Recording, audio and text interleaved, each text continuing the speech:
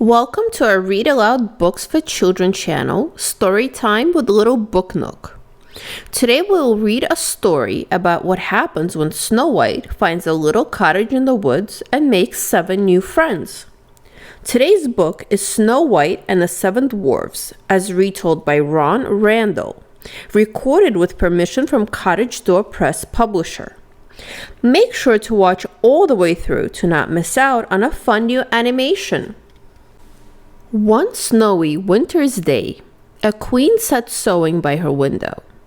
She accidentally pricked her finger with the needle, and 3 drops of blood fell on the snow that had fallen on a black wooden window ledge.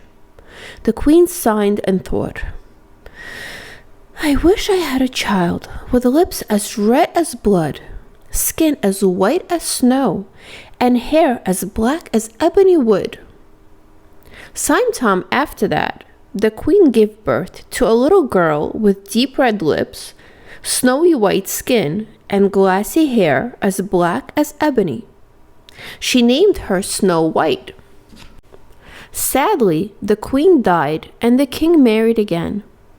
His new wife was beautiful but cruel.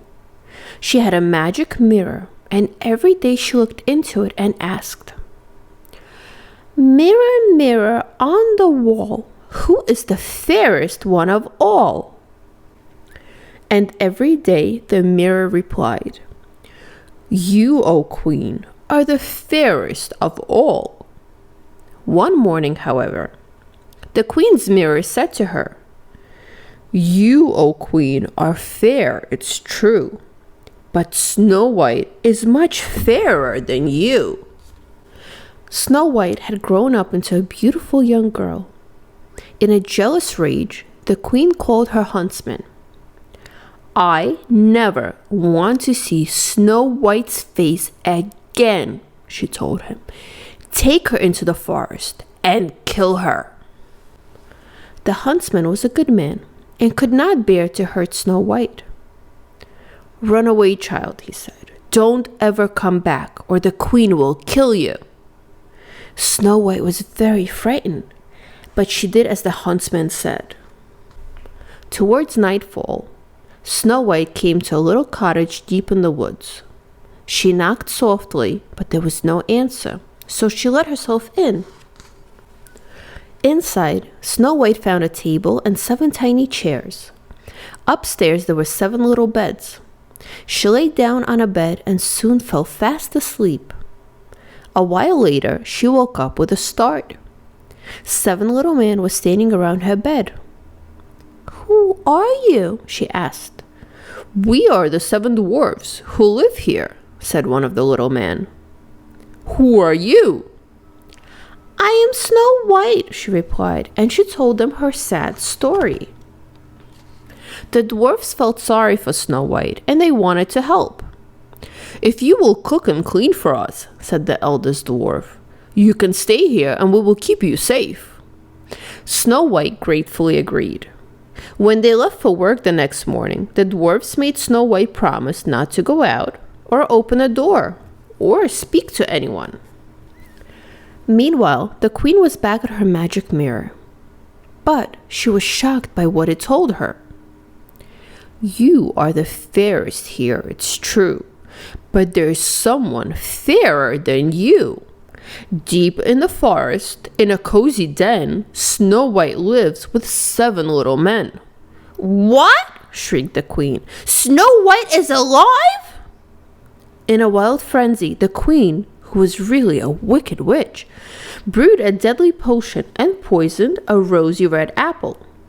Disguising herself as an old peddler woman, she set out for the cottage where the 7 dwarfs lived. When the wicked queen reached the little cottage, she knocked on the door. "Apples for sale," she croaked.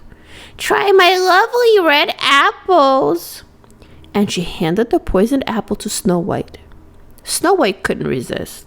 She took a big bite and fell down to the floor. The delighted queen hurried home to talk to her mirror again. "You, O queen, are the fairest of all." The dwarfs wept bitterly when they came home to find Snow White lying totally still on the cottage floor. They carefully laid her in a glass case and watched over her day and night. One day, a prince came riding through the forest. When he saw the beautiful girl in the glass case, he fell in love with her.